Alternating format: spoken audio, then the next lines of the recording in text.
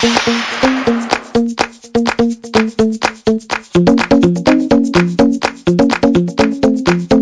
everybody. This is La Lista, a LatinX writers podcast. I am your host, Ruben Mendive, and today I have a brand new guest. I'm very excited about this interview, so let's get started.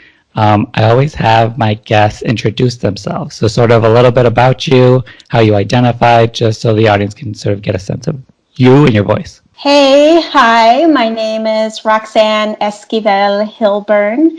I identify as Mexican American, and I also like to say Tejana because that is kind of a cultural bubble going on in itself in Texas, and I definitely identify with being Tejana most of all. But yeah, Mexican American. Grew up in America. Cool. And, I was just thinking about that today. A couple of my guests I've just had a lot of like Tejanos lately. Yeah, that's awesome. And it's interesting to me, like the sort of like its own little like bubble culture and a whole like very generational American lineage, It is. And what I didn't realize that myself until I got older, especially I didn't realize it until after I left Texas and moved away and experienced different Latino cultures, like Los Angeles. It's very different. I started to realize that it is a cultural bubble and it is a lineage of, like, for me, example, my great-great-grandmother is Texas Apache, who married a Mexican man that moved from Nuevo León to that area of Texas where there were Apaches, and that happened in the late 1800s. And I just learned that, and I always knew growing up, like my grandma would do a lot of indigenous ritual stuff that I just thought was Spanish. And then I realized she learned it from her mom, who learned it from her mom, who's Apache, and was colonized by the Spaniards. And so it's just this whole melting pot of like, it's kind of given me a little bit of confusion of, there's this whole debate going on about is Latino Americans Latin indigenous American? And I went to school for anthropology and archaeology. So I studied that. Yeah. So it just kind of blows my mind of like, who was here before the Spaniards landed? They were indigenous people that were forced to learn the language and the, way of life of the Spaniards. And it's just kind of this melting pot of what is Latino, because it's different all over the North America and South America and some of the islands. we all had a very different lineage and way of seeing ourselves growing up. Yeah, and I think that's interesting, because like you said, we do come from like a colonized people, and in that there's an indigenousness in our like blood, and I've never really felt comfortable like claiming that. Right. I know some people that do, because like you had like a very direct line, could actually trace it. Right. So what are your thoughts on that? Especially like from what you studied. I mean, and I realize it's different for everyone. I am not comfortable claiming Native American, and I never would, because even though I grew up with some remnants of the culture of my grandma being Apache and these rituals kind of passed down, I grew up in a Latino family, and that is what I identify with. That's my culture. And that is nothing compared to someone that grew up on a reservation. That is completely different. But I do think there is something to be said and explored that not all Native American people grew up the same way either. I know a few Native Americans, and I have a friend who is sometimes a writing partner as well. Her name is Dawn Socha, and she's a really great writer, and she's currently writing a movie for Universal about a Native American teenager. And she's pale-skinned like me and has had to deal with, that struggle of identity, and she didn't grow up on a reservation, but she grew up in the northeast part of the country, which was colonized fairly early, and so you don't see a lot of the reservation action there, you know. So I just think it needs to be said that Native Americans and Latinos grew up in different ways all over the country, not one way, you know, and I think that's the first step towards that. But like I said, I would never claim Native American or try to go for Native American grants or anything like that. That's not for me, you know. Latino grants, I am more than happy to accept. So let's talk about, you know, like your family and you and where you grew up, you know? Sure. Once I became a storyteller, I now like to say I was born 10 blocks from the Alamo because it just sounds cool. But I was born in downtown San Antonio in a hospital. And then I grew up in a very small town called Devine, Texas, which is 30 miles south of San Antonio. There were only 3,000 people living there when I was growing up. My mom had me when she was 15, and I grew up in an extended family living. Basically, my mom at 15, you know, she's a child, basically. And so I was raised by my grandma and grandpa in the same house with my mom's brothers and sisters, who there are 7 of them.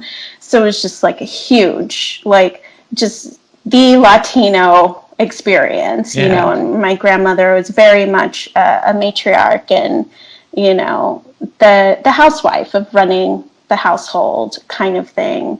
But interestingly enough, like I don't speak Spanish, and I think that is part of the Mexican-American upbringing. Spanish was spoken in my house. I can understand it. I'm not fluent in it. I wish that I were, but the town I grew up in is extremely racist.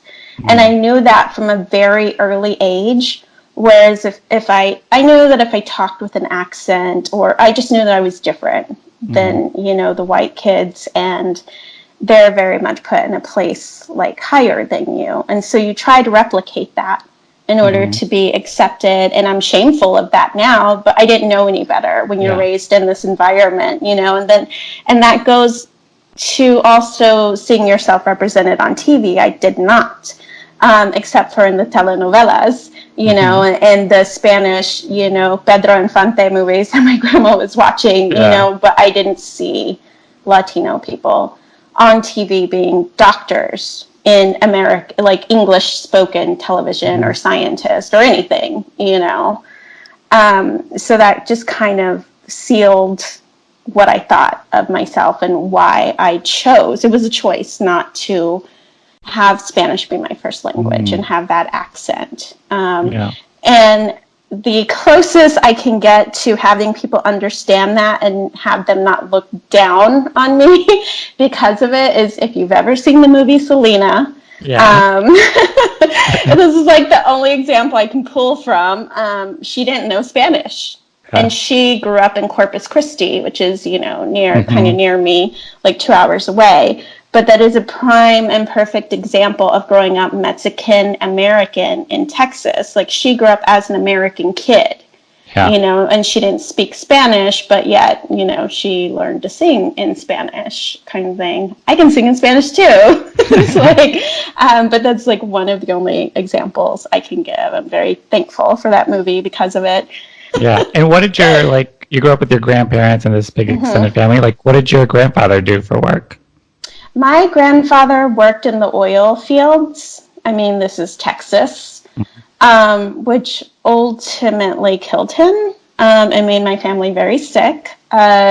He fell off of an oil well or something. I'm not exactly sure, when I was very little, and kind of just, he was the only income for the family because the women, you know, don't work. And once he was sick, like we kind of just kind of spiraled, and we had a little 10-acre ranch that was kind of a working ranch, but not really.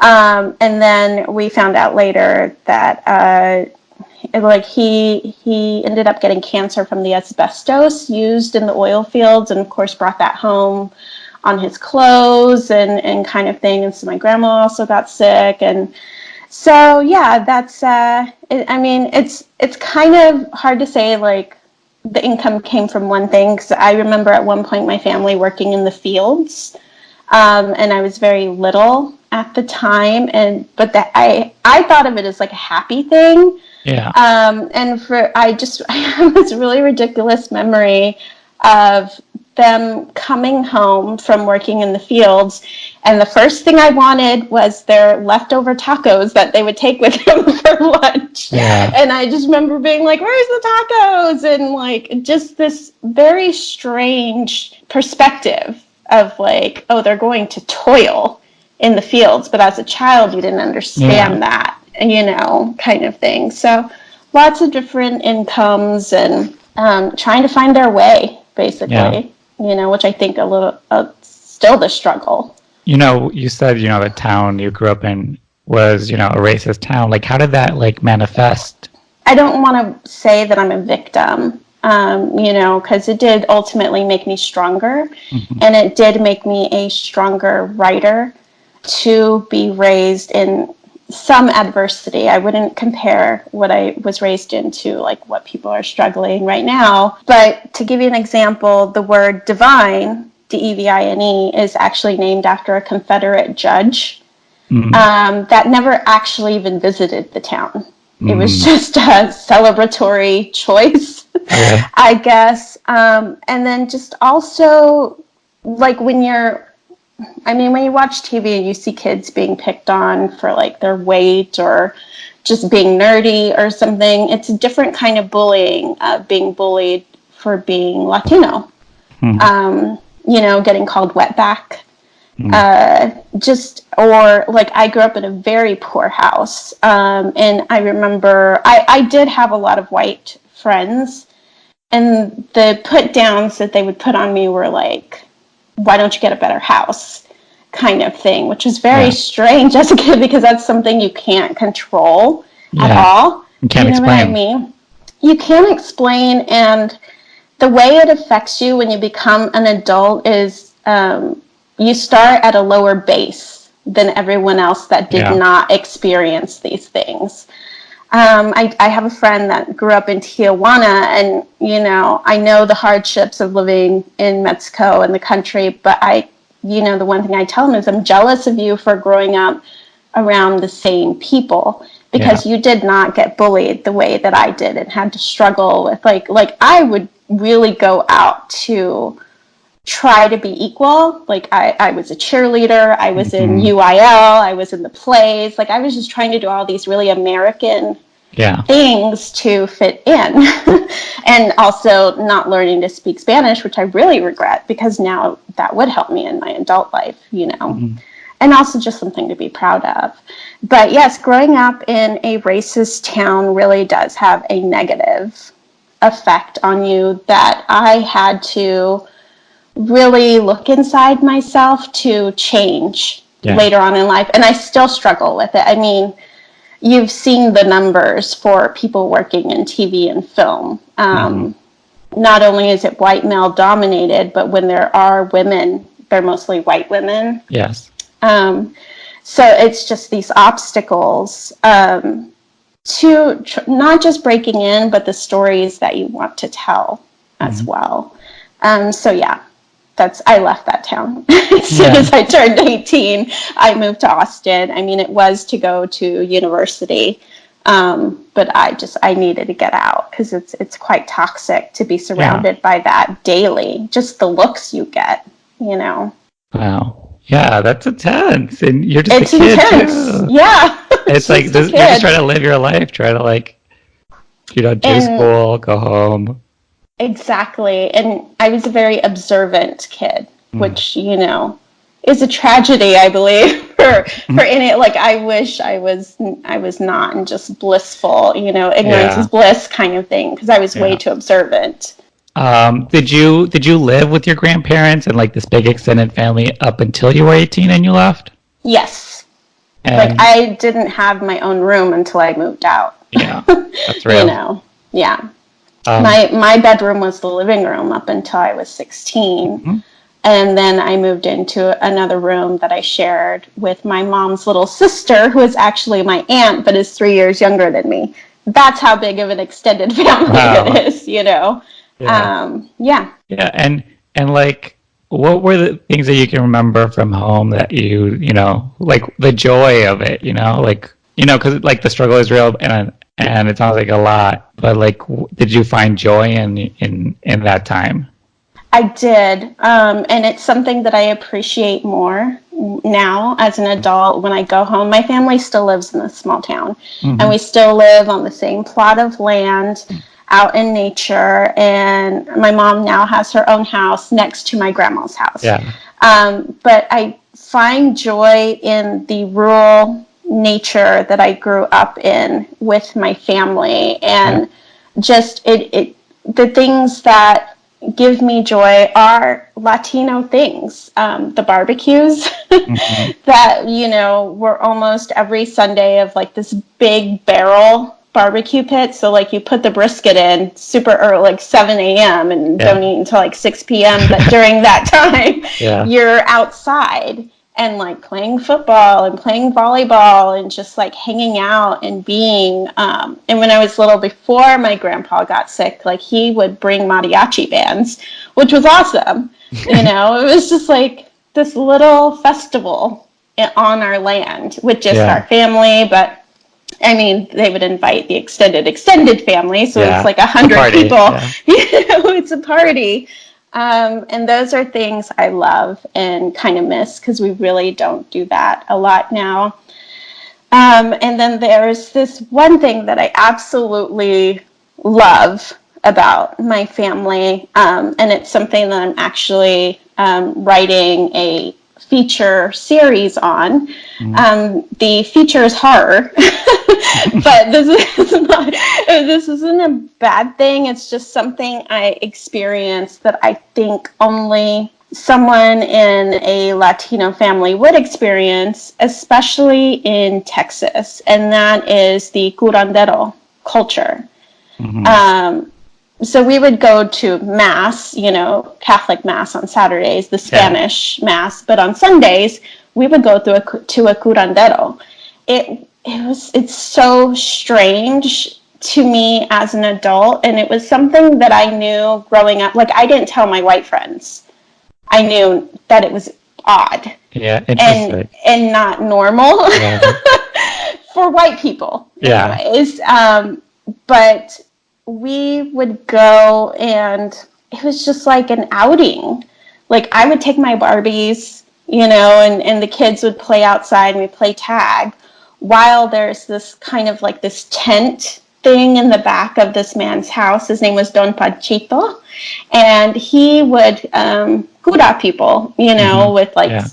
different things, lemons, eggs, sage, I don't know, for illnesses, for anything. And what I'm basing my horror features on is the really scary stuff, which was pulling demons out of people. Hmm.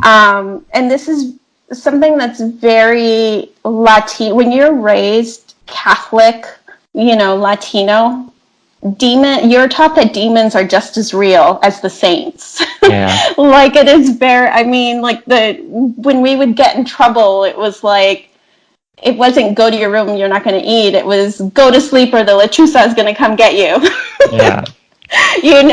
So, these are things that growing up I was a little bit ashamed of because it wasn't white and it was Yeah. odd and something I knew white people might make fun of, like white kids, in other words. Hmm. But now I see how fantastic it is and how rare and how special I am that I got to experience that. I mean, who can say that? That's what they did Yeah. with their Sundays, Yeah. That's you cool. I know? want to see this. So I'm trying to get this feature out. So Yeah. it's a whole culture of like curanderos and botanica stores, which there's botanical stores here in Hmm. LA, and I've been to a few. I noticed the difference because growing up in the country, everything was rural. you know, done in someone's backyard. And Yeah. here it's in the strip mall in Echo Yeah. Park.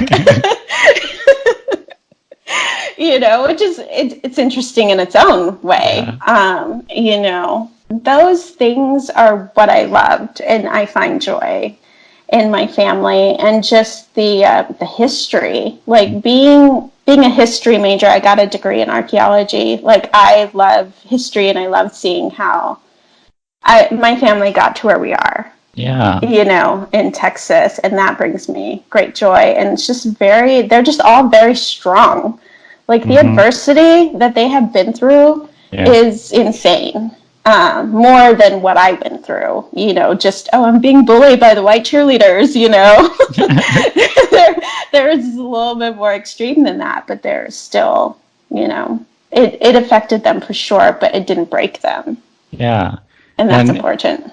yeah, because it speaks to the resiliency of our people, and that, you know, you sort of trying to like shine a light and tell this story is based on our traditions and our own history, no longer really trying to like assimilate and fit into the dominant culture, but finding like the beauty and magicalness of like the things that we were passed down to us, the things that we just did as regular people that wasn't influenced by, you know, other things. Exactly. You nailed it with the word magic. Thank Yeah. you.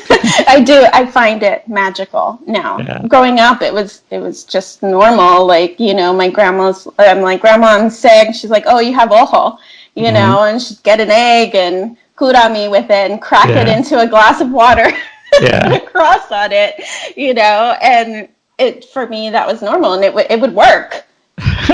Strangely enough, Yeah. you know, it would work, and that was just normal for me. Well, you know, the other kids were going to the doctor, and Yeah.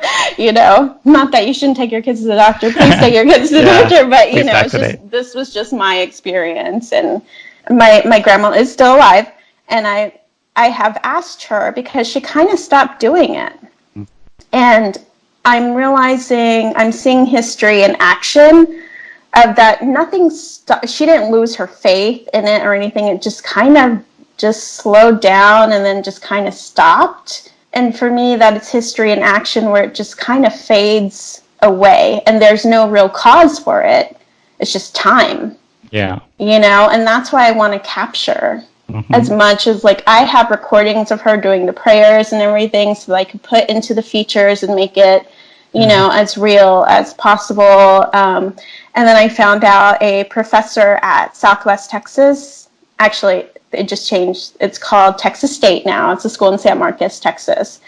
He actually wrote a book on the curandero that we used to go to, Don Panchito. So I have that book for my research purposes. It's not going to be about him, but it's about that culture, kind of thing. And I think it just make a really good horror series, like a feature franchise that I am calling Susto is the name. And then, you know, all of the individual movies that it will be based on. And the first one is La Lechuza. And it kind of takes place on the ranch I grew up in.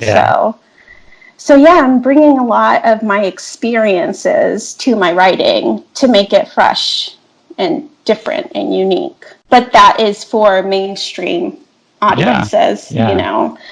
Because I'm sure you can see, we're Skyping, you can see that I'm very pale. You know, the other part of being raised Mexican American, I wasn't white enough for the white kids, and I wasn't Latino enough for the Latino kids. I was very much called Huera, you know, at school. And I didn't, not all, but some of the Latina girls were very chola and were kind of mad at me for not participating in that, you know, and that was hard too, to like stick to my own identity and not to cave in, just to like not be scared of them, you know, because they could be really scary and would want to fight me all the time. And it's like, they didn't like that I was a cheerleader, that, you know, I cared, you know, about learning and was like on the honor roll and was going to university. And that was hard because those are my people, Yeah. And I would want them to be like supportive and proud and like, yes, if you can do it, I can too, you know, but it just didn't pan out that way. And then I didn't really fit in with white kids either. So it's Yeah. kind of this trying to straddle both worlds. And it's also one of the reasons that I left, because I moved to a very liberal city, Austin. It's like the only city you can be yourself in Texas. Good to know. So yeah, that definitely helped. Yeah, so let's talk about that. Let's talk about the move to Austin. Like, what did you know about it before you went there? Like, how did your family feel about it? How did you feel about leaving? Yeah, so I was the first in my family to go to university in that way. My mother did have a younger brother that went into the Navy and Hmm. attended school through that way. Yeah. But I was the first to go to like a big university kind of thing and get in because of my grades and things like that. And it was a very hard experience to adapt to. And the way I can explain it is I didn't know you could go to school for film. I Mm. had no clue. You really don't understand the university lifestyle, the way people that have gone to Yeah. university, and their family, and they tell you these things, and like I went to school and like all the dorms were full, and I was like, huh? I just thought I'd show up and you put me in a dorm, Oh, and wow. like I had to get an apartment. It was just like very, like not only did I have no one that went to university in my family to tell me these things, but when you live in a small town, you're like 10 years behind the rest of the world Yeah. in information. And this was before the internet. And so, like, I really didn't know anything. And that was really hard. And I found out that I went to the University of Texas at Austin, and I found out that you could go to school for storytelling, which blew my mind. It was like, Mhm. what? Wait, like people don't just get lucky and work in television and film, and I'm 18 at Yeah. this time and I Yeah. still don't know these things. They're just like magical things that are not they're not accessible for someone Hmm. like me, is Yeah. what my brain is telling me. And so I found out because I was just sitting next to a student and was like looking through his notebook, and I was like, what is that? And he's like, oh, it's for my film class. And I was like, what? Wait, what? There's a film class? And so I went to the advisor. At the time, I was an astronomy major. Oh, Um, kind of yes, different. kind of different. And, I was like, oh, like, I think I was like a sophomore by this time. And it's like, I want to change. Like, I'm not doing well in the math that you need for astronomy. Mhm. Like, I want to be in film, blah, blah, blah. And they were like, you have to apply to the film school inside the school. Got It's like, it. okay, so I did. I got denied. And then I started taking film classes outside of university at the Austin Film School. And so I was paying for two different schools, Oh, boy. and taking those classes and making short films and editing, and then went back with a new application. And the new application had this short film that I edited that somebody else wrote and directed, like you would in a film, Yeah. and I still got denied. And I kept getting denied. I was like a junior by this time. And I ended up not graduating with a film degree. My advisor was like, you have taken so much history and archaeology classes, because it was just taking classes that I found appealing. Yeah. She's like, one more semester, you can graduate with a degree in archaeology. I was like, all right, let's do it. I'm done with school. Yeah. I just want to get out. Like, I keep getting no, no, no for something I'm paying for. Like, Yeah. to me, that's ridiculous. But at the time, I didn't have anybody tell me, just transfer to a film school. Yeah. Go to LA and transfer to USC. Like, something. Like, I just thought, oh shit, they're just telling me no.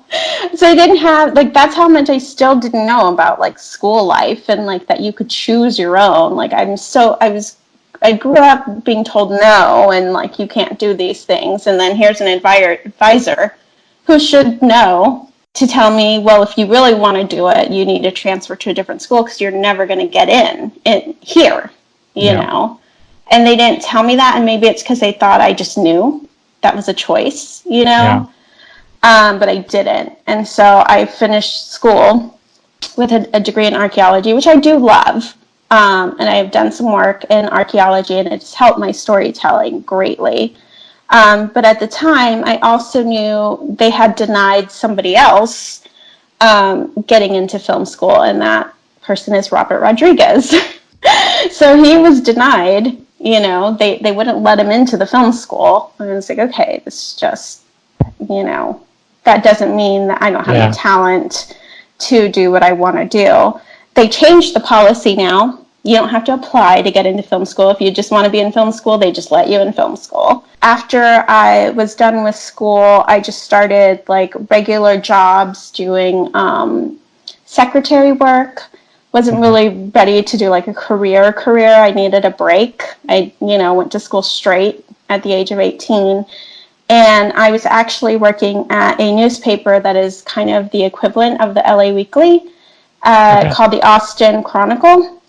And they are they own or co-own South by Southwest, like the film and music festival. And they're just like they know everything. And so they hooked me up with an internship at the Austin Film Society.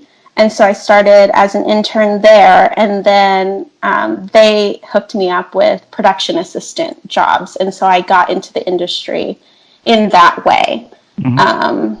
I was production assistant on a few movies, commercials, anything that would roll through town, which isn't a lot. Yeah. It's Austin. There wasn't a lot, especially then.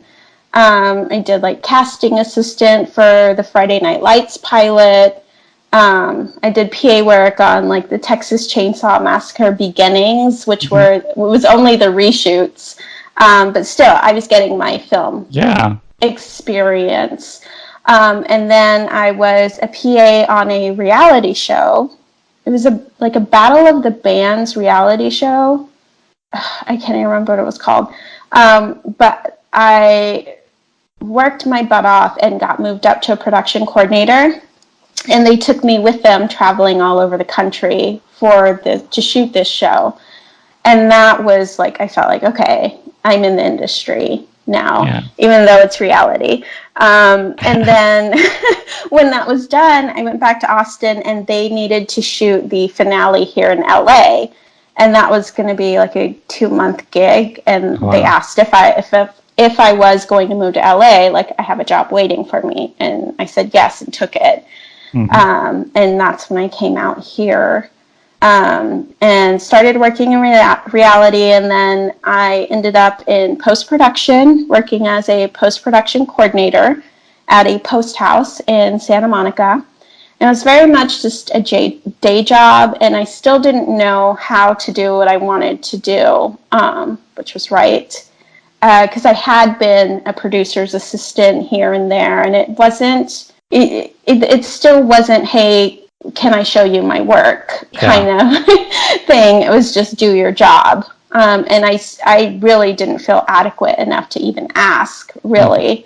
And then the strange thing happened. I actually broke my ankle and was laid off at the same time from the post house. And so I was in bed for like 6 months after having an operation. And that was when I really started to take my writing seriously.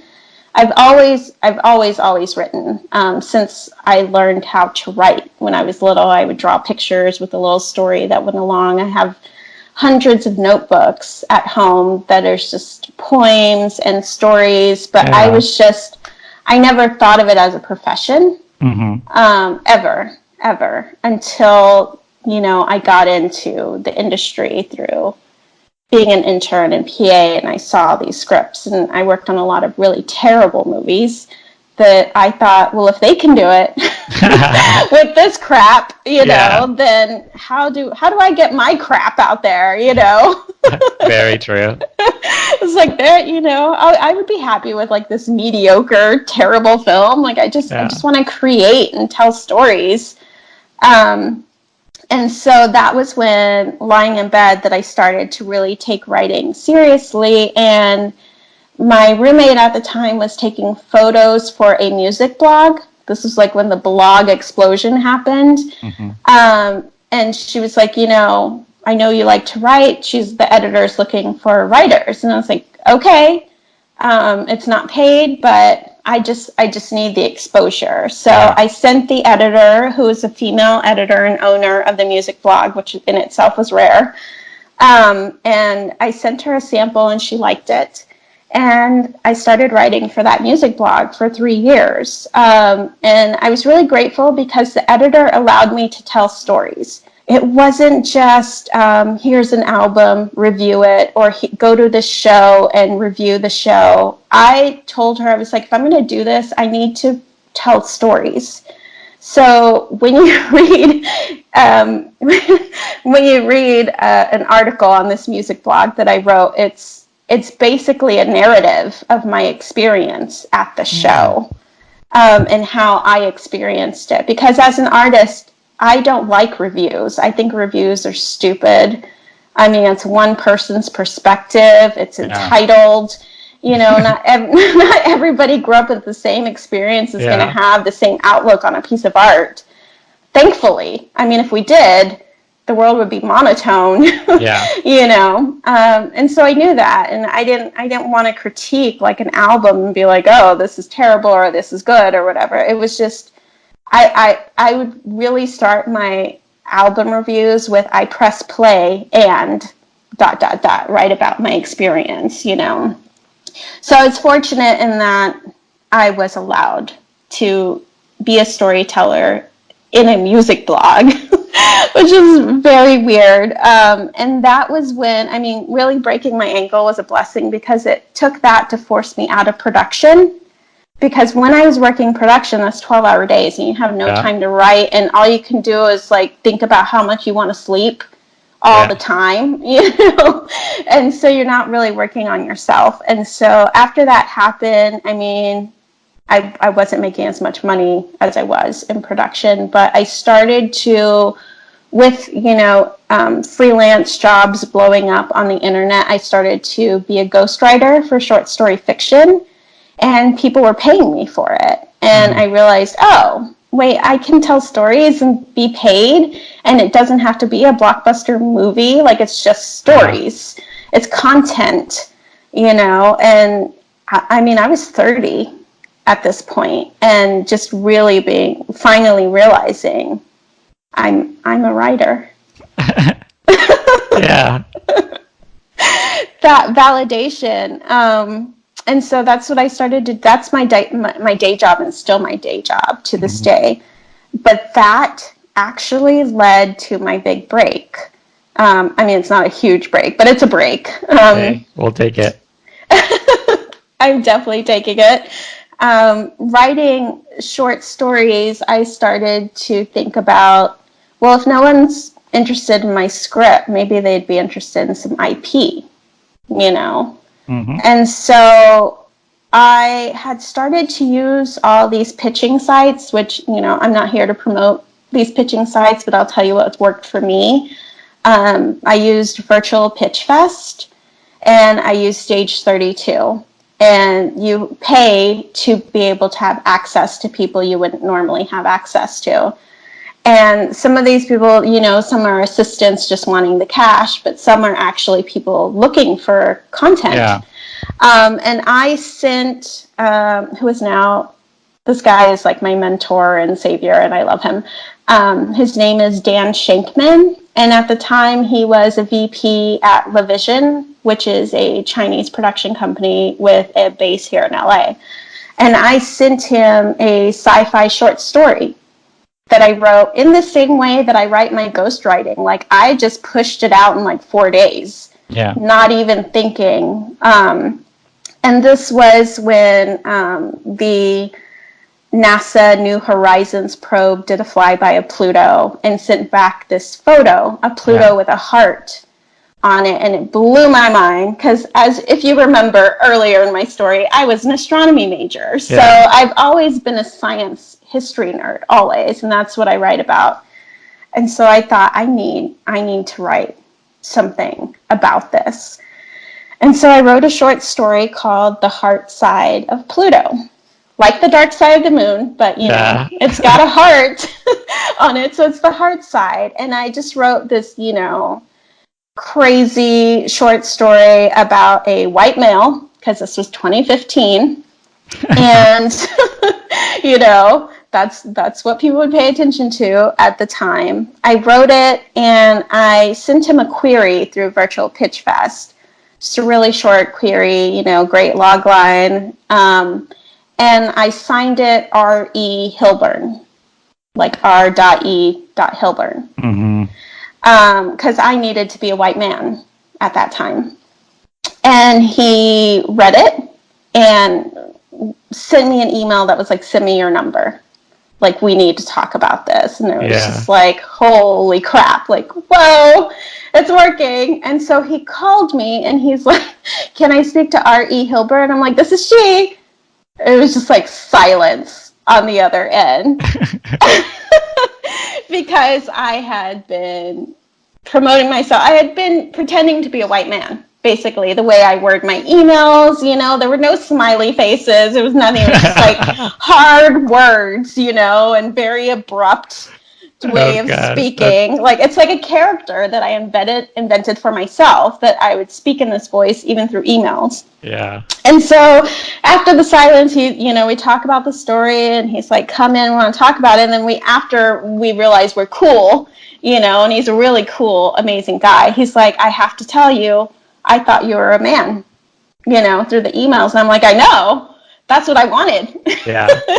And he's like, I don't care either way. But yeah, I did think, like, we're just trained that if you see initials in an author name, J.K. Rowling, you think it's a man, and I was banking on that and using that to my advantage. And when I hooked up with him, we started sending it out with just R.E. Hilburn.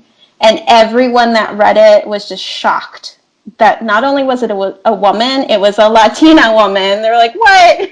Oh my God. Like, it's white writing. Like, I mastered the white writing voice, Yeah. But that's what I learned. That's what I grew up watching, Mm-hmm. True, very true. So with that, we had some, I don't want to use the term development hell, but it's just development stages. Purgatory. Yeah, purgatory, vortex, I like to say also. It's gone through many different stages, and then he sent the short story to an agent at UTA, who is a books agent, Katrina Escudero, also a Latina woman, which I'm very proud to have her as an agent. That's also rare. And so she loved it and hooked me up with a publisher, and we're trying to turn it into a novel and just see, where it goes. And I've written a couple of drafts. So that's where I am with that, except now I am able to put Roxanne Esquivel Hilburn on the cover page, because now we've been given permission. Somehow, I don't know exactly how it happened. It was very recent that this whole movement happened, where not only is it accepted, it's being searched for. Yeah. And this story, I'm very proud of it. And, I talked about my other feature series, Susto, which is very Latin culture based. Yeah. But I also don't want to pigeonhole myself, because white men write for diverse characters all the time. And I want to be a Latina female that can write for a white male. Like, why? I don't want to have to ask permission for that if I've done the work and people like it. Yeah. And I think that's kind of a sticky area for people to talk about as well, because at the same time, we're, if there's a Latino story, we're like, why is this white man writing it? Yeah. So very sticky, but I know what I want for myself, and I don't want to pigeonhole myself to one genre and one type of story, where an executive's like, where's your grandma making tamales, in this Where's film. Coco? Yeah, exactly. Exactly. You know what I mean? And it's like, yes, I have those stories when it's relevant to that story, like Susto is. Yeah. It's relevant. The curandero culture drives that story, you know.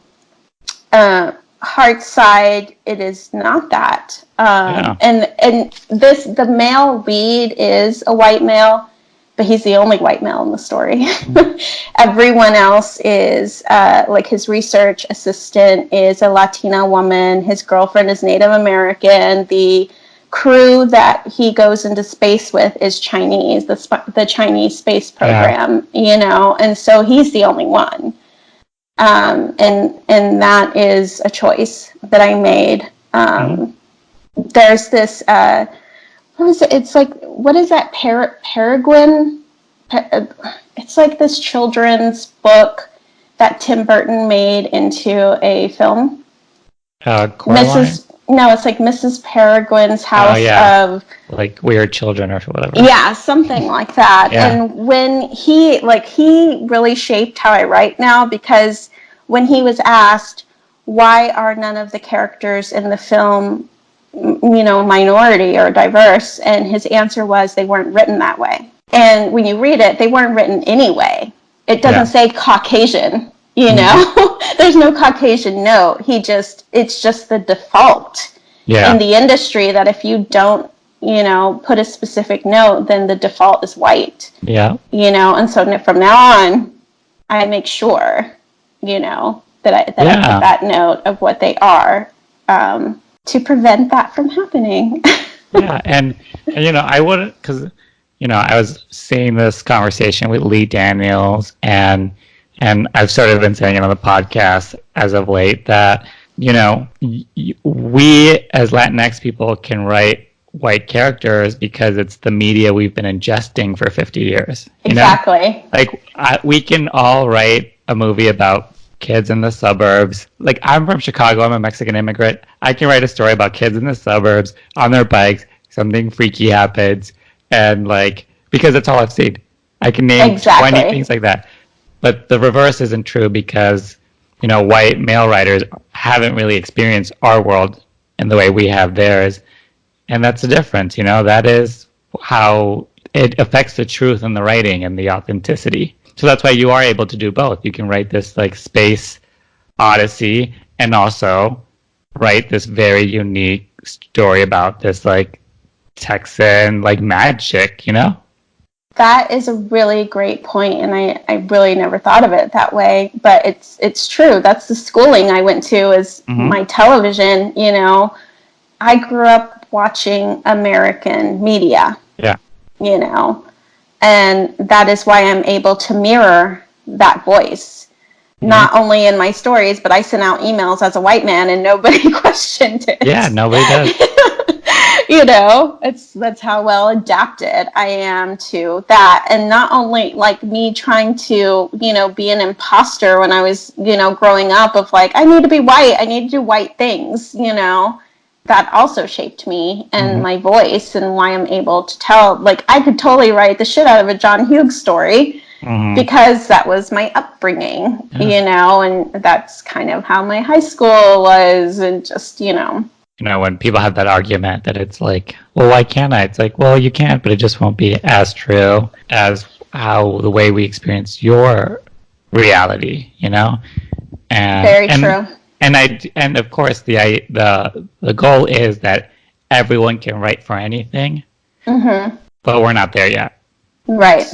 So until we're there, we have to like purposefully make choices that are not just white male straight stories, you know? Right, exactly. And the outcome of people writing our stories that haven't lived through these experiences, it comes off really negative. You know, it's we're the drug dealer or we're, you know, this or we're the border patrol. Like, it's just, you know, there's a lot of, you know, migrant stories right now and you know, everything is Mexican immigrant, and that's great, but that's not my experience. Yeah, you know, and I wouldn't try to write that story because even though I did have some experience with meeting people that have gone through that journey, and it is a journey, I don't know what that journey is like. Yeah. I could never write that journey, and I wouldn't try to. So I do want to ask though, like, you're in college, you're taking all these like history classes and everything. You hear about this film school and you want to apply to it. Like, where did that come from? How did you see the film school and immediately be like, oh, I have to get in? Like, Right. where did that come from? Was there like, I always wanted to work in film and television since I was little. And it was my family always associated me with that. And I don't know, I mean, I was kind of performing shows and stuff for them when I was little and just putting on my own, little plays and whatever. But I thought you had to be discovered in order to work. I didn't know I didn't know there was such a thing as a production assistant or a production core. I didn't know the staff level jobs existed. I'd never been exposed to a movie in that way. I'd never been on a set. I'd never even seen a behind the scenes of a set. I grew up in the 80s and 90s. Like, I went to college in 1996. So still no Google. Like, I didn't know how to. There was no how to. For me, in my mind, and, it's my own ignorance. I didn't go to the library and be like, how do you become a filmmaker? My own ignorance led me to just believing you had to be discovered for any level of film. And I thought the only way to be in film was to, like, be a movie star. If that, like, I only saw the in front of the camera stuff, and behind the camera, I assumed we're just all men carrying heavy ass equipment, which is true, and it's still true, but I didn't know the office stuff. And development stuff existed, and the writing, and and I mean, I watched TV, I saw credits, it's all male writers, and it was never a Martinez or a Rodriguez or a Gonzalez on that last name, so I just assumed we weren't allowed to do it. And this is part of being raised the way I was in a conservative, very red, racist town, is you're taught you can't do that. And I believed it. It shaped me. Like, I was 11 when I had been talking to this guy, and it was like a best friendship, and then it kind of, little puppy love romance. And after, our first peck, we're like 11, 12. The next day he came to me and said, I can't talk to you anymore. And it's like, what? And he's like, well, I told my parents about you, and, they said you're Mexican. And so I can't, like, hang out with you anymore. And being 11 and 12, that made a huge impression on me of, like, here was this great person that I got along with, but his parents don't approve because of something I can't control, and that, just a lot of being told no led to, my college choices of, like, I have to go to school for something that you go to school for, like a scientist or a lawyer or business, not the magic of film and television, So when I realized you can go to school, and somehow they were going to lead me into doing it, I jumped on it. And it was very late, as a sophomore. It's just ignorance. I was just thinking about that today, actually. I was like, how did people even manage the college process before Google? Like, there's so many, I don't know why I thought of it, but I was like, how did people do that? Like, I remember when I went to, like, my college orientation, I just show up and everybody's there with their parents. And I was like, oh, I didn't even know that was even an option, but literally everyone else knew. Like, hundreds of children knew, and I didn't know that. And this is with Google. And there's also the extreme opposite of that. I have to find this article and I'll email it to you, but there's a girl who is a Latina woman, and she didn't know, also like us, the experience of college, and her whole family went with her. the grandmas, the tias, the tios, like everybody, and they stayed for like the whole day in her dorm room, like all, like they didn't know when they were supposed to leave, you know, or like anything. And because you're confused, it's like, oh, well, we might be called to a dinner where they explain things to us. Like you're waiting for someone to explain things to you, and it never happens, you know? But yeah, she had the same experience. And I think it's an experience across the board, because where would we get that information from, you know? Yeah, and I actually, you know, my boyfriend went to USC, and, you know, we were dating his last year there, and all over and he was still living in the dorms because he's kind of a dork, but everywhere I went, like USC dorms, for that first couple weeks, it said your family is not allowed to sleep in the dorms. Wow. Like they cannot spend the night. They cannot. And I remember thinking that, probably people are coming from like out of the country, or like other people are coming from very far away, and it's very expensive to like get a hotel in Los Angeles, and but I'm like, if you have to put up this many signs, and maybe like figure cultural. Like figure something else out, because you're just punishing people for not knowing. How do you fix that, you know? Yeah. How do you be American? Yeah. Basically what it is. And they're like shaming people for not knowing. Yeah, same experience, but it helps me to hear these stories. Yeah. Because it makes me feel less alone, you know, in that kind of, it's like everyone's having this experience, you know? Yeah.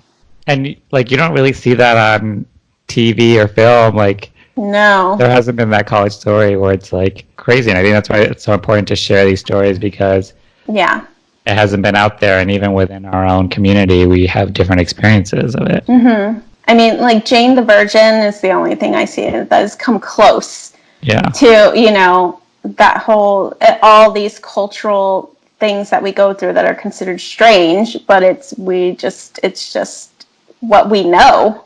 You know, we don't know the other way, you know. They did a really good job of that. Even with that show, they need a narrator to sort of explain it to the mainstream audience that we would just normally get, you know. So that's another interesting dynamic. Do you want to ask, you know, I saw that you are someone that's returned to Twitter.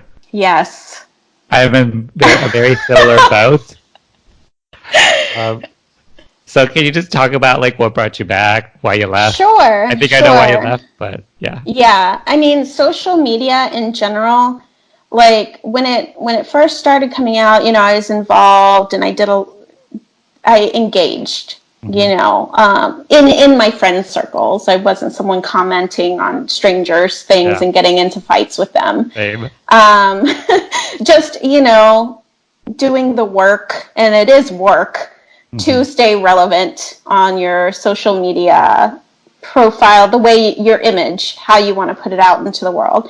And when it was new, I enjoyed it. I thought it was great, you know, like how do I want to brand myself to my friends, you know? I like that. It's funny, like you have to brand yourself to your own friends. It's true, but I didn't see it that way at the time. And then slowly over the years of it feeling really not authentic and fake, and just I started to not like it, and realized I needed to give myself permission to use social media the way I want to use it.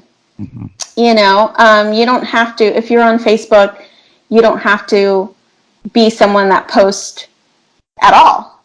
If you don't want to, you could just use the news feed to follow things. And that is actually the way I use Facebook now. I unfollowed people, and I only follow like NASA and SpaceX and Archaeology Magazine, and that's where I get like my news feed of like finds and new discoveries, and it makes me happy, you know, to read that stuff. But I haven't posted anything on Facebook since like 2014 or something, but I still have it. But it's like a once every 2 weeks thing. I check in to see if my friends from Texas have sent me a message, you know. And that's pretty much it. And then I had completely erased Twitter because I wasn't using it at all. When I first opened a Twitter account, like in 2010, I think I used it, but I was like, what am I supposed to do here? Like, just write a sentence, and I don't like, how, like, I don't know. It's just confusing to me. And so I got off of it because it was gathering dust and I didn't use it for anything. And then the WGA staffing boost and solidarity challenge happened. And I started to see all this solidarity among writers. And I thought, I want to take part in that. Like, that is awesome. Like, not just engage, but just to observe. Like, I want to take part in this moment of history that is happening. Like, it's going to change things, and it's already changing the landscape. And I want to participate in that. And so I swallowed my pride, because it's a shame. It's almost like shameful to put yourself out there. Like, you have to go through this feeling of shame, and especially as a woman and being Latino culture, is I don't ask for things. Yeah. Because we don't ask for things. You know, we make do with what we have. Yep. You know, and it is so hard for me to put myself out there. It feels like I'm bragging. Yeah. Or being entitled to things that aren't mine, you know, or that I don't have a right to ask for. And so I had to get over that and just be like, screw it, just make a Twitter and see what happens, engage, you know.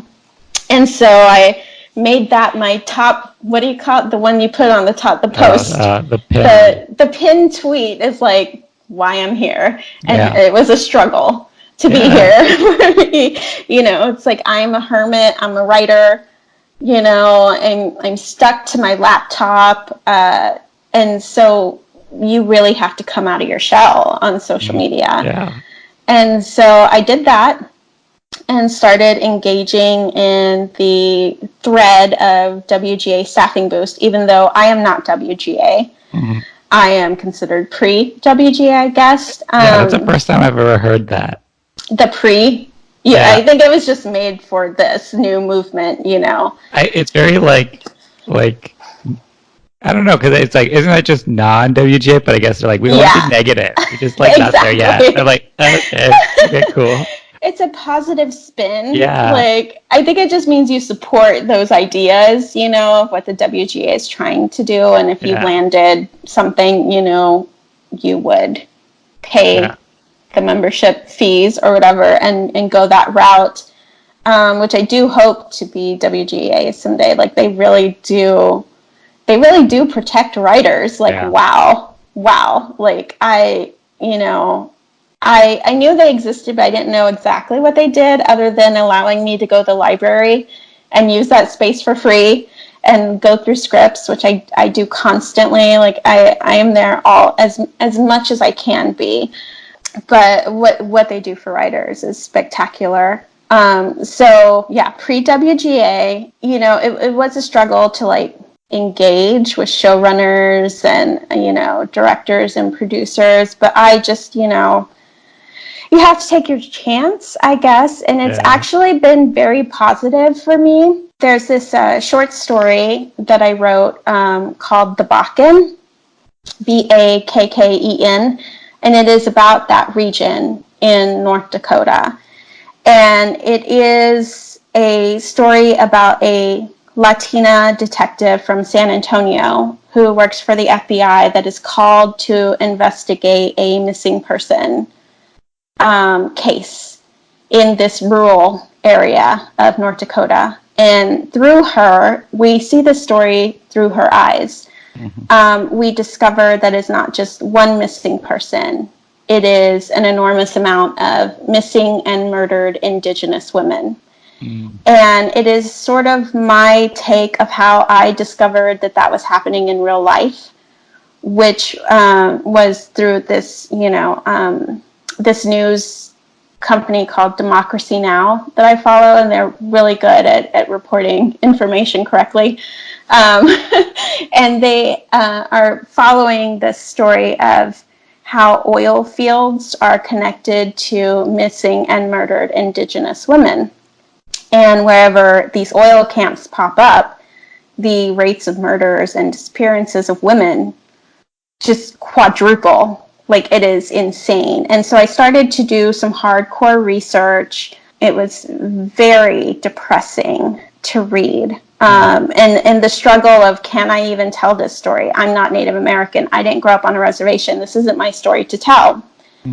But I made the choice to tell the story through an outsider, because that is how an audience would see it, as an outsider, and experience it that way. And at the heart of this story is entitlement and misogyny. And I have experienced that like you would not believe since I was 11. You know, I was an early developer, and the amount of times that I've almost been abducted or been chased by men is, I've lost count. You know, and I put all of that angst into this story. So I tweeted about it, and going back to Twitter, I tweeted about it and tagged a showrunner who I admire. She's a writer and a showrunner. Her name is Terry Kopp, Kopp. I just tagged, you know, a few female writers that I admire in it, and she actually responded with "send it to me." I mean, I was blown away and completely grateful.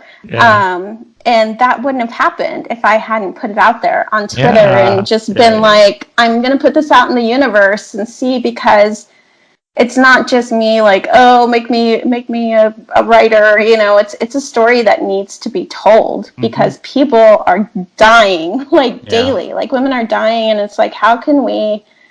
People aren't going to tune into news, but they'll tune into like a limited series on Netflix, you know, which is where my target base is, because not because I'm like, oh, I want to work with Netflix. I mean, everyone does, but because that area, the Bakken, these are all oil camps, and they don't have cable or whatever, but they have internet and they have Netflix, and they're going to see it. Like, I want to send a message to these men, like, just a message that says, we know what you're doing. You know, I mean, that's my part, and that's all I can do.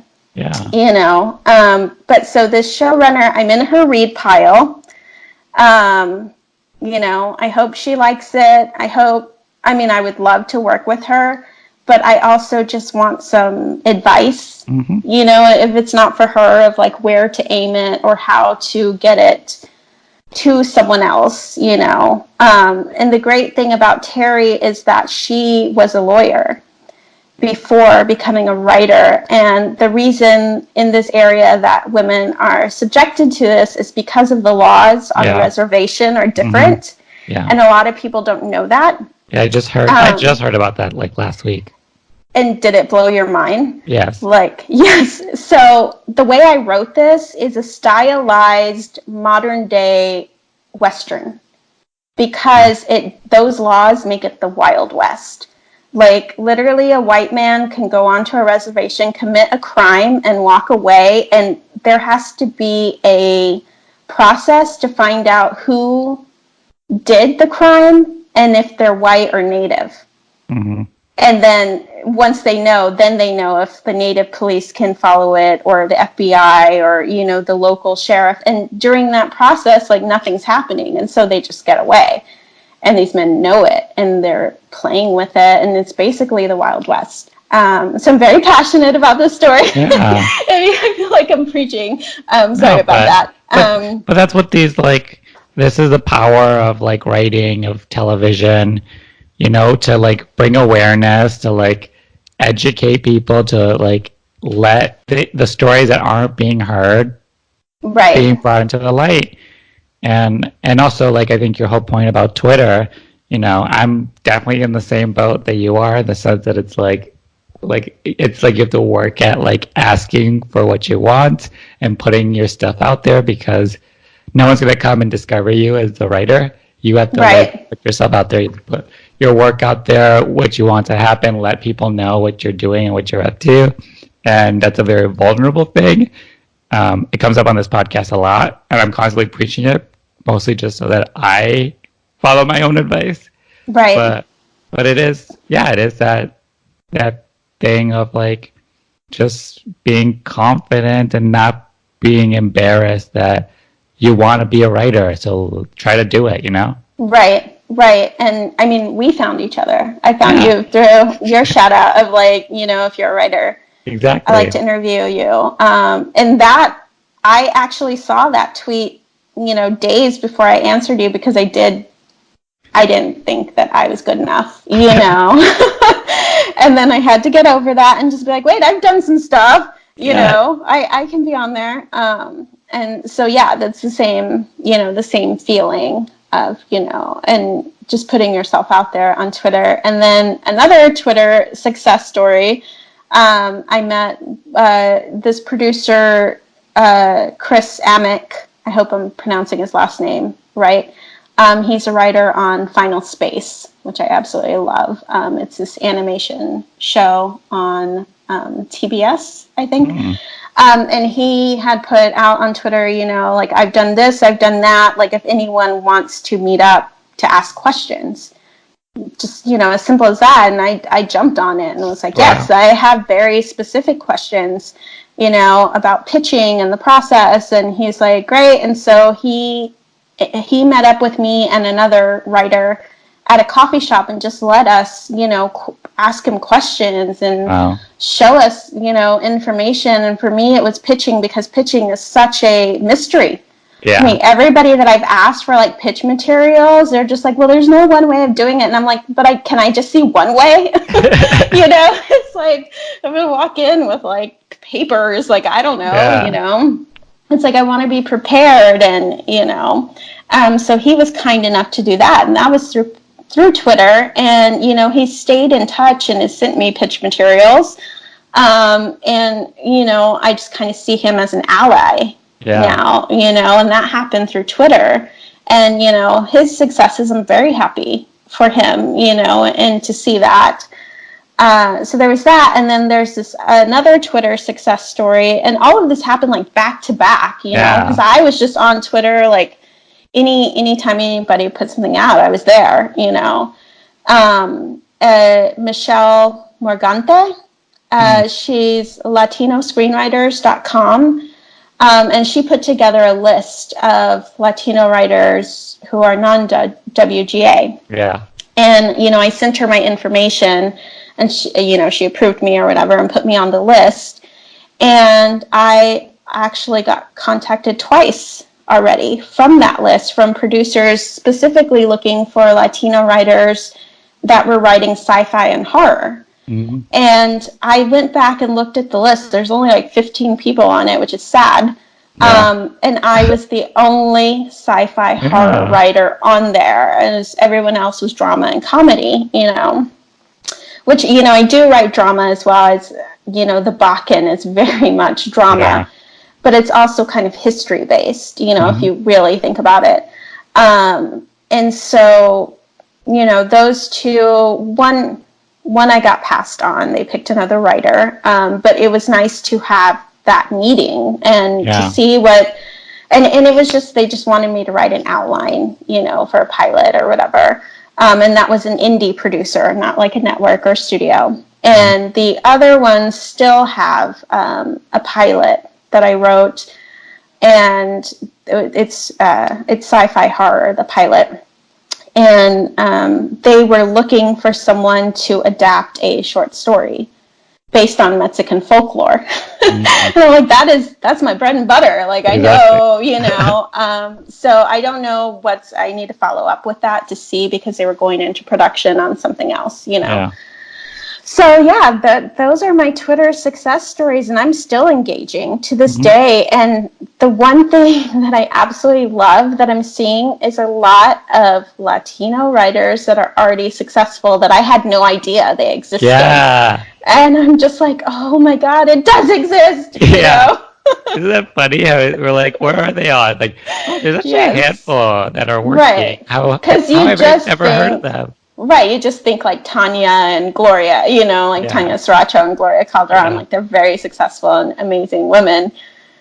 But I was like, I feel like they're unicorns, That's true. like it's, it's rare that it's it's going to happen. It happened for them. But then I see these like staff writers that are Latino. I'm like, oh, wait a minute, what? For real? That's sort of why I started this podcast too, because it's for every type of writer at any level. Right. If you identify as Latinx and a writer, I will interview you. Right. But it's also crazy how people have reached out to be interviewed, and I'm like, oh, you're like a working writer. Like, this is good information, because the information they're bringing into the interview, and just so people know that they even exist. Yes. It's like, because I do this for the kids that don't even know that this is a possibility of something they could do. But I was that kid. Yeah, but it's also for us to know that even someone else like us exists that's working, Yes. Like, it's like we need to put the information out there. Yeah. And that, that happened through Twitter. Just that, recognition and moment of realization happened because I started following all these writers. My Twitter is only writers. I'm not engaging in anything else. Oh, yeah. I'll go crazy. Yeah.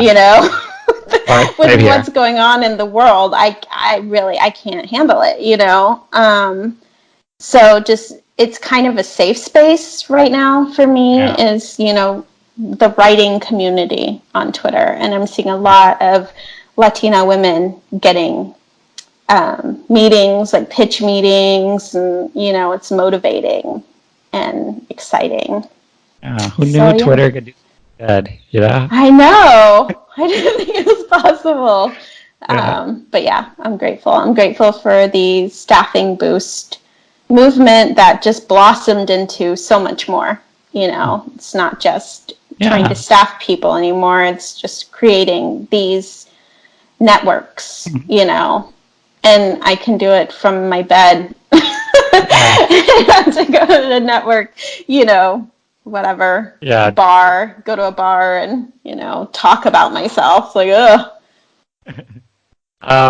So we're at the point of the podcast where I asked people to shout out other writers they admire. So, these could be like the unicorns, the big people, people that you've looked up to your whole life.